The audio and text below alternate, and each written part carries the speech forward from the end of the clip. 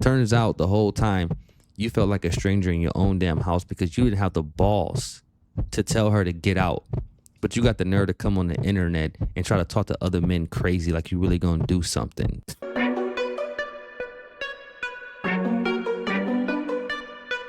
Urban style individual. What's up with y'all? Hopefully this video finds you in good spirits, and if not, well, at least you not DSP. And in this video, we're going to examine how I believe the incident has truly stripped Phil of any shame he had left. So let's get into it. Now as for your second question about the incident 9 years ago, I've talked about this many times. I don't shy away from talking about it because the real reason that I survived the incident is because I owned it and because I made a joke out of it and I laughed with it while the whole world was laughing at me. I laughed too. I feel like if I had done it the opposite and instead I had been like offended or tried to hide it as a secret or said it didn't happen, it would have been very poorly for me. You know, it probably would have been the end. Now, anybody who knows about DSP lore knows that this is a crock of nonsense, okay? When the FAPPENING first happened, Phil was acting as if it did not happen. He was trying to get it taken down, if I remember correctly, because I wasn't watching him during this time period, so I had to go back and dust off a few things and figure out what was really going on during that time period. But he even tried to get Machinima and some of his sponsors to get it taken down as well. And when that did not work, he went about the business of just ignoring it and act like it never happened. I think he even came on the stream one day and said that he was scratching his leg. So what he's saying right here is a complete and total lie. He did not lean into it at all. Okay, he had the adverse reaction to it, and when that did not work, he ignored it. But instead, I treated it like you know, a stupid, embarrassing, funny thing that could have happened to anyone, and it panned out well. Now, I feel like I am pretty lucky in that regard. I feel like, I don't know, I just feel like I was a unique guy in a situation where so many people on the internet at that point were already making fun of me for like, this is how you don't play and stuff, that it didn't really matter that there was another thing that they were trying to tack on that was embarrassing. He thinks that this is a flex, like this is a good thing, but it's really sad because for anybody else, that would have been a career-ending moment. But for Phil, it was just another day. Now, of course, it made bigger ripples than the things that he normally does. But he's on here explaining it as if it's somehow a good thing. No, Phil, it's not a good thing. And the fact that you had so much dirt and grime associated with your name that when people heard and saw the incident, they just chalked it up to something else stupid that DSP is doing. If everyone is already saying this guy is a joke, he's a bad gamer and all of this, keep in mind this was before I was an interactive streamer. I didn't do anything like I'm doing right now. It was more just doing raw playthroughs and trying to put out quality playthroughs, right? So, yeah, like, because already people had kind of made me out to be a joke on the internet and stuff like that, I think that's why I was able to laugh it off and people laughed at me, but it was okay. Now, I will say this, based on a lot of things that I've seen and that I looked at, Phil was definitely losing his fan base. I mean, he was hemorrhaging fans and views for sure. But I'm of the estimation that the FAPPENING honestly was the last ditch effort for Phil to ever garner any real mainstream appeal and appeal to a larger audience. Once that happened, he was cooked. It was from that point forward, it was just dents and wells from here on out. There was no way he was going to be able to overcome that and be seen as quote unquote normal again. Like, if it was the first time you ever heard about DSP and that's what you heard, you probably would have been like, what the hell? Who is this degenerate loser?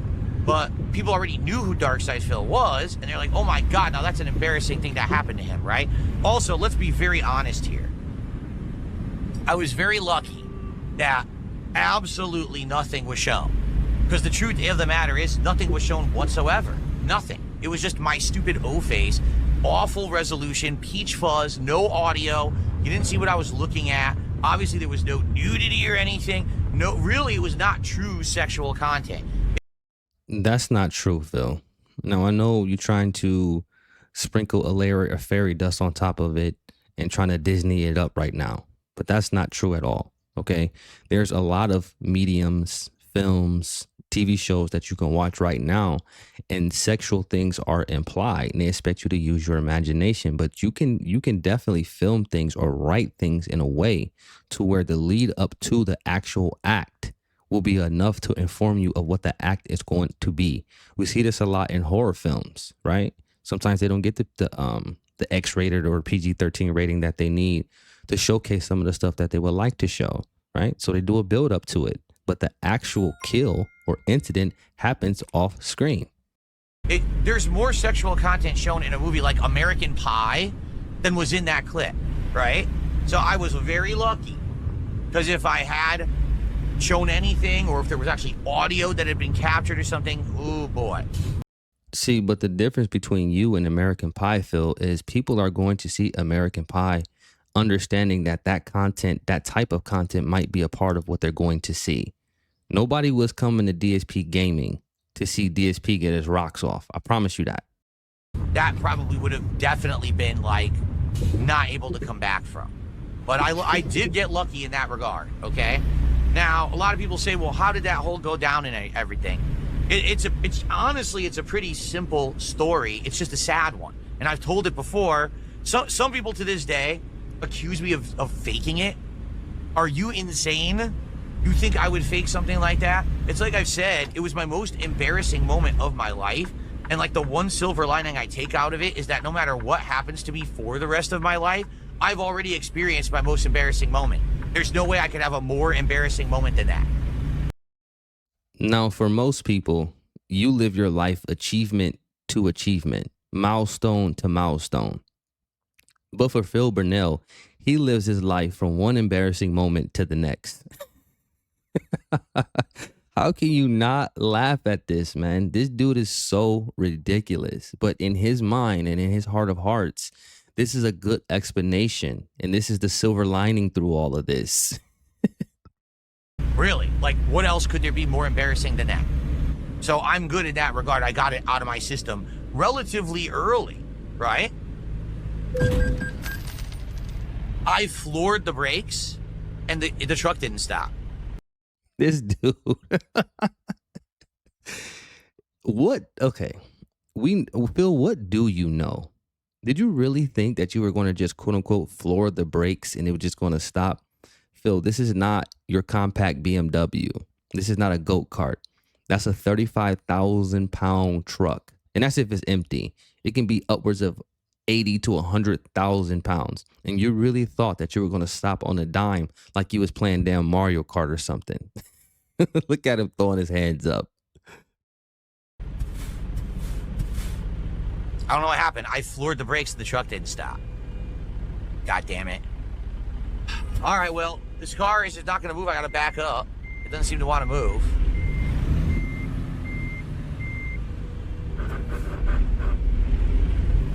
You just tried to back into me, by the way. Did you see that? All right, so that's called momentum. Oh, I don't know about that. What's momentum? Anyway. So in regards to the incident, now that the most embarrassing moment has happened, you know, I honestly think like things have slowly gotten better since then. Honestly, if you want to know the truth.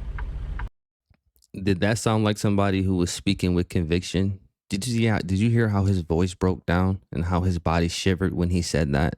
Now, everything else he was saying, you know, with relative poise. But when he said that, and he even doubled down by saying, to be honest. What does that even mean? So every other time, are you lying, Phil?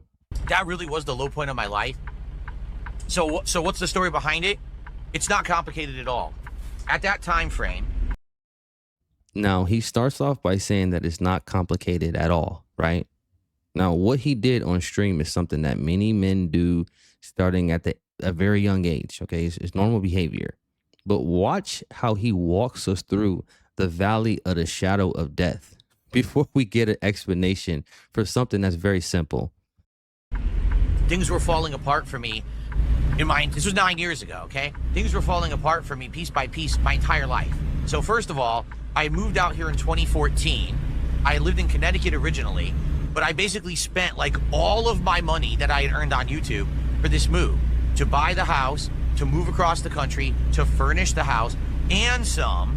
I overspent basically expecting that I was always going to make the same amount of money. No, you overspent because you were trying to impress that young girl that you got by the name of Pandalee. Now, I'm not here to determine how old she was when they met. I know there's speculation about if she was 17 or if she was 18. But as much shit as Phil talks on the internet, you best believe when he came in contact with her and he knew that he wanted her, you best believe the money buff came on in spades. And whatever she want, she got. So you moving across the country was your choice. Nobody forced you to do that. You didn't have to do that.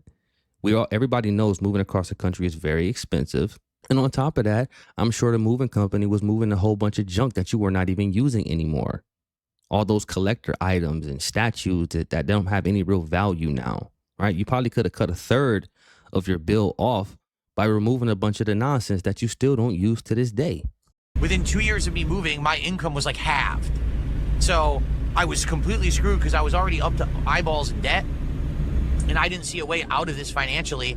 I thought that I had completely screwed myself up entirely for the rest of my life. So just that, okay, was one big problem that was going on. Then my personal life started to unravel. You know, I was with a significant other. I'm no longer with her since 2017, by the way. My current, you know, my wife and everything I met after that, okay? So anyway, I had been with this, you know, this girl for a while, and we decided to move and start a life together.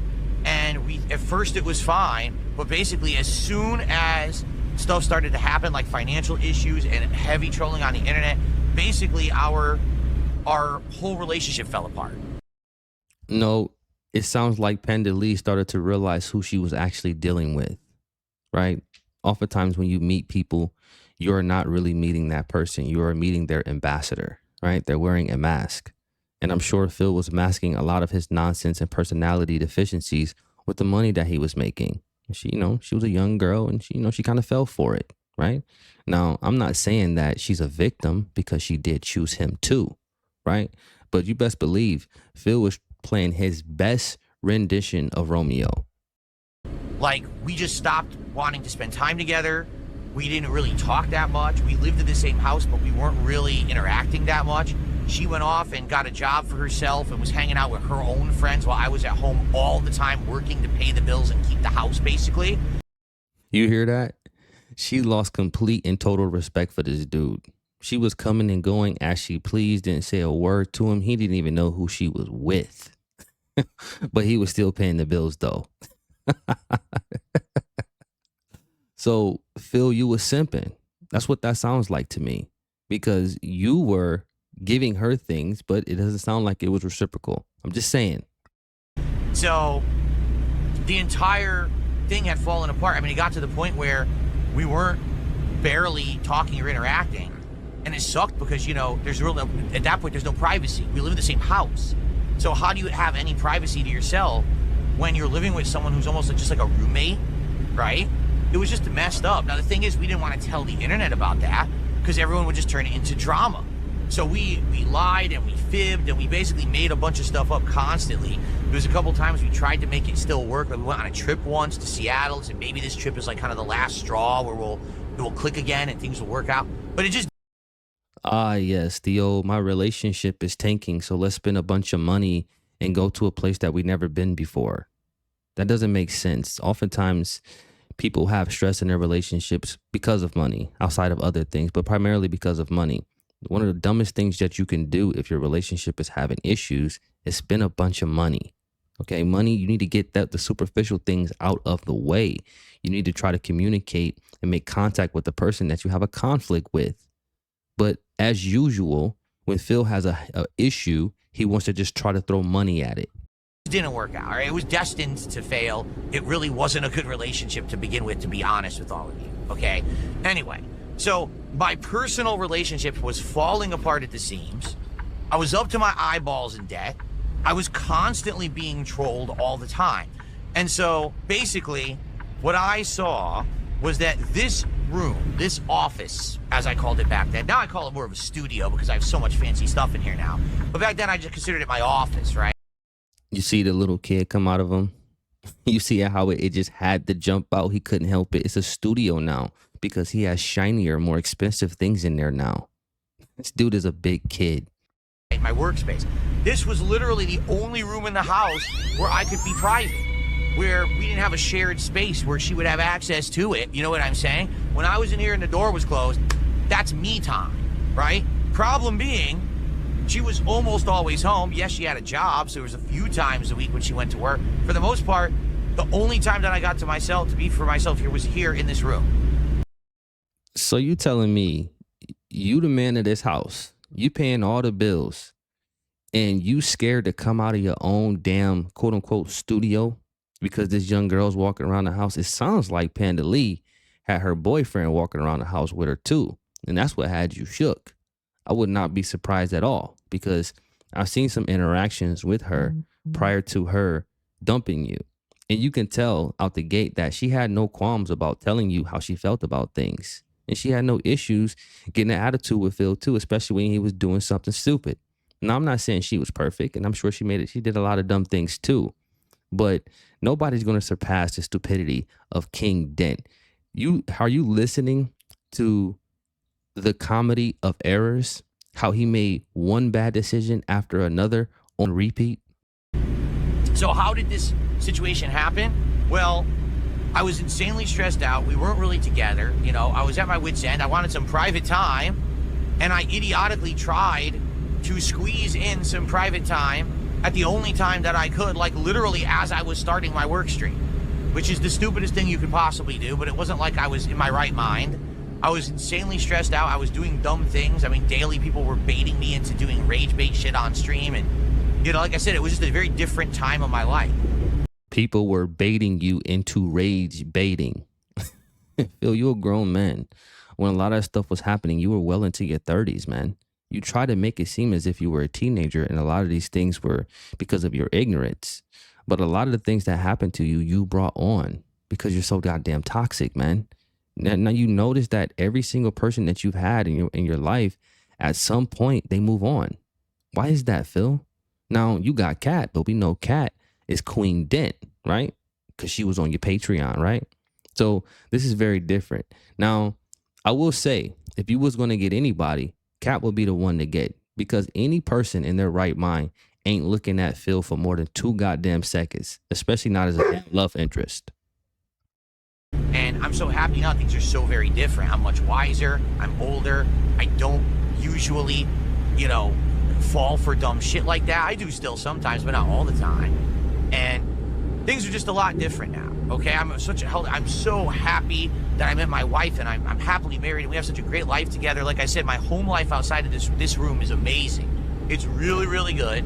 And it's actually getting better now that things are better with support, where we can take extra days off. Like this week, we're gonna have an extra day off. We can spend time together. It's gonna be really, really good. You see that? Now, he mentioned a whole bunch of different things, but the remedy to all those things is you giving him money. That's always the solution. But Phil, we know that's not true, because it seems like the more money you make, the worse you get. Now, we know you're going to have hissy fits when you don't get money, but what real incentive do you have to start being a better spender if money's just always going to come in for you doing essentially nothing? So this room was basically my one escape from this depressing life that I had behind the scenes, you know? And I know that sounds messed up. It really was. Like, it really was dysfunction. It was a split existence where we had to keep up appearances to make everyone think that we were still happy and together. I mean, I'm not even kidding.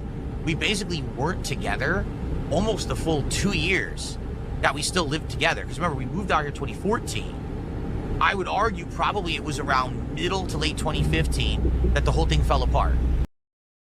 Now, think about this for a second.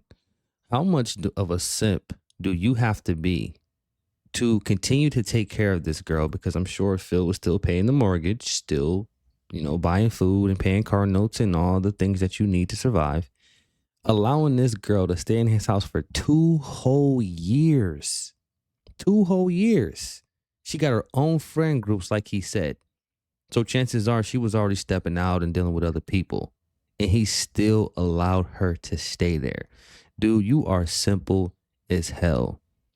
So don't nobody want to hear you stumping your feet and pounding your chest, talking about how tough you are or what you're going to do and how somebody's your bitch, when you let a girl who was barely done being a teenager completely own you.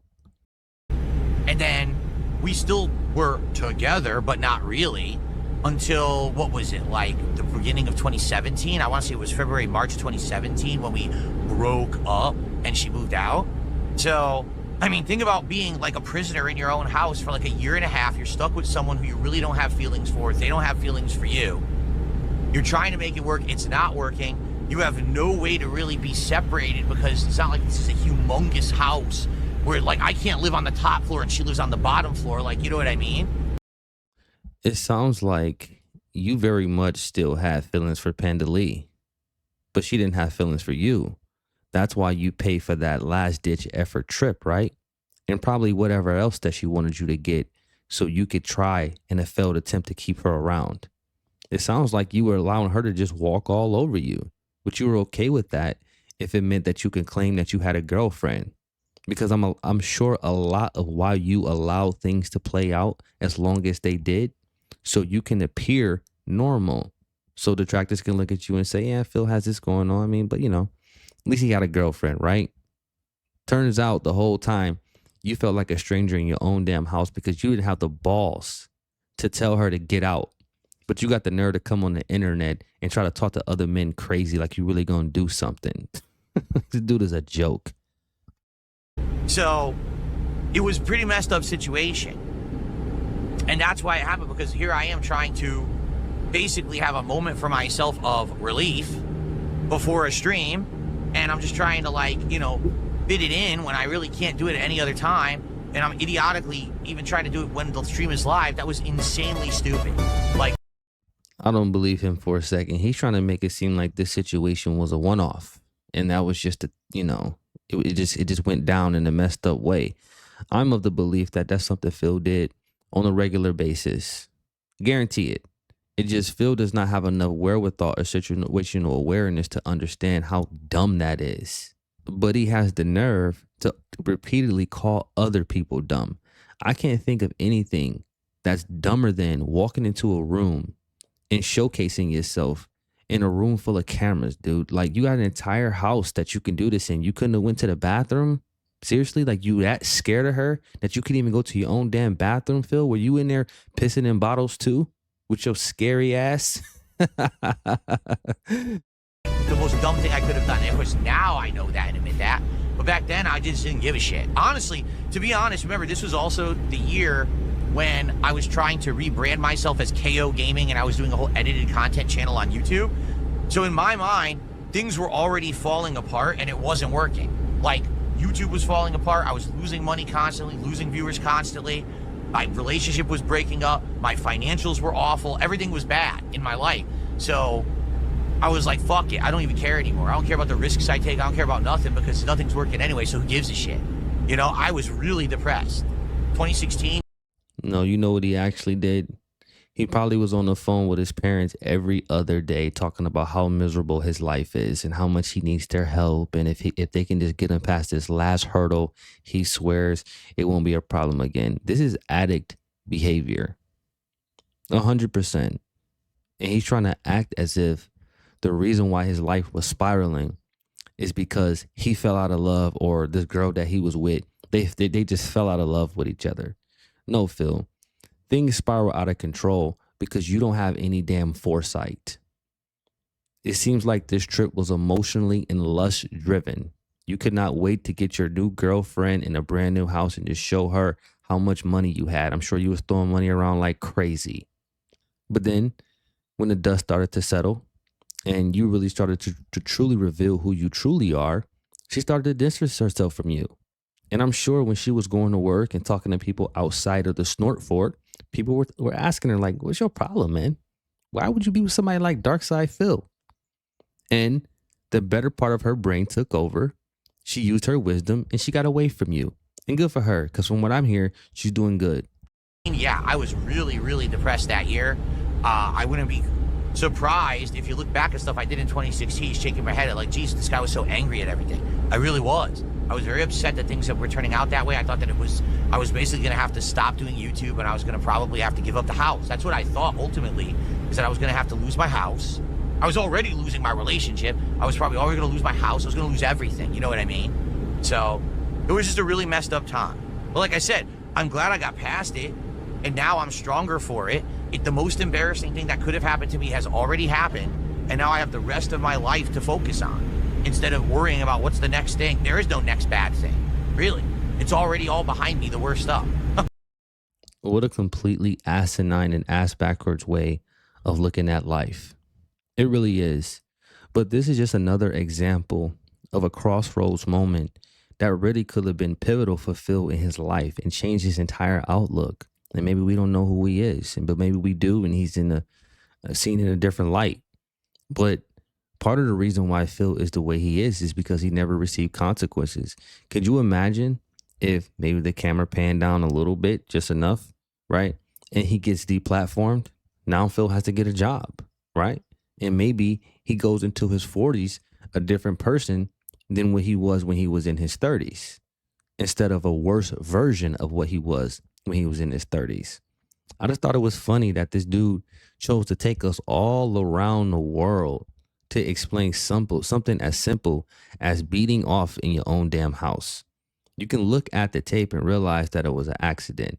Okay. Now that doesn't make it any less foolish, but do we really need a 4-volume 12 chronicle special on why you did that? Like, all it does, it makes it seem like you're still running from it. Seriously, because this segment about that situation should have been a minute. It's something that happened. I was a lot more foolish then when I was younger. I moved on. No, we get this entire biblical dissertation about something as trivial as you beating your damn meat. Nobody cares, and we don't believe you. That's all I got for y'all. Peace. Urban style content. I'm dead.